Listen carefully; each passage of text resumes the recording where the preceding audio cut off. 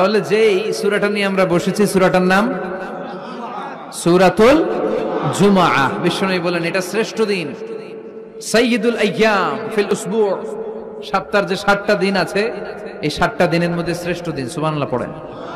এর কারণ কি?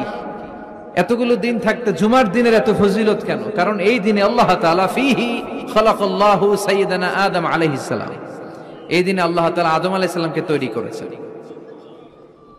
ফীহি আহবাতাল্লাহু তাআলা আদম মিনাল জান্নাহ ইলাল আরদ, এই দিনে আল্লাহ তাআলা সাইয়্যিদানা আদমকে জান্নাত থেকে দুনিয়ায় পাঠিয়েছেন। ফীহি তাকাব্বালাল্লাহু তাওবাতা আদম, এই জুমার দিনে আল্লাহ সাইয়্যিদানা আদম আলাইহিস সালামের তওবা কবুল করেছেন। ফীহি কুবিদা রূহু আদম, এই জুমার দিনে আল্লাহ তাআলা সাইয়্যিদানা আদম আলাইহিস সালামের রূহ কবজ করবেন। ওয়ালা তাকুমু সাআতু ইল্লা ফি ইয়াউমিল জুমআহ, আর জুমার দিন ছাড়া কিয়ামত অনুষ্ঠিত হবে।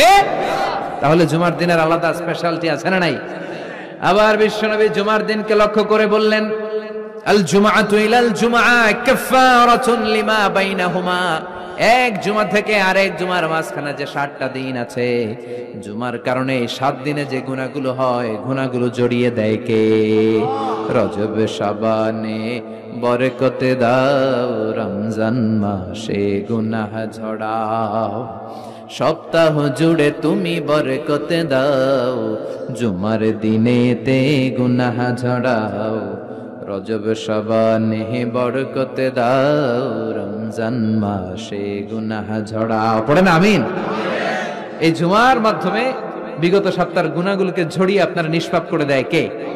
আর রমজানের মাধ্যমে বিগত 1 বছরের গুনাহ মাফ করে দেয় কে? এজন্য বিশ্বনবী রমাদান আল মুবারাক আসার 2 মাস আগ থেকেই নিজেকে প্রিপেয়ার করতেন, প্রস্তুত করতেন। রজব থেকেই তিনি দোয়া করতেন, আল্লাহুম্মা বারিক লানা ফি রজব ওয়া শাবান ওয়া বাল্লিগনা রমাদান, আল্লাহ তুমি রজব শাবানে বরকত দাও, রমজান মাসে আমাদেরকে পৌঁছিয়ে দাও। পড়েন আমিন। এখন যে মাসটা আমরা কাটাচ্ছি কি মাস? এই মাস থেকে বিশ্বনবী নিজেকে প্রিপেয়ার করতেন। আর শাবান মাসে বিশ্বনবী সবচাইতে বেশি নফল রোজা রাখতেন। যারা নফল রোজা রাখতে চান এরা শাবান মাসে রাখবেন। রমাদানের পরে যেই মাসে বিষ্ণু ইসা ইসলাম সবচেয়ে বেশি নফল রোজা রাখতো ওই মাসটার নাম হচ্ছে শাবান। বেশি বেশি নফল রোজা রাখবেন তো?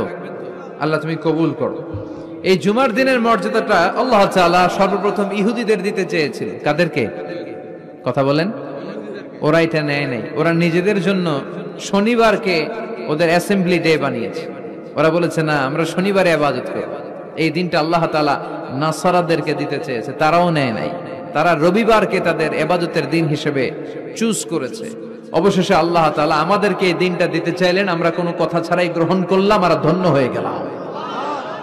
ফাগাদান লিল ইয়াহুদ ওয়া বা'দা গাদিন লিন নাসারা, জুমার দিনটা আমাদের দিন, গাদান মানে তার পরের দিন শনিবার হচ্ছে ইহুদিদের জন্য, আর রবিবার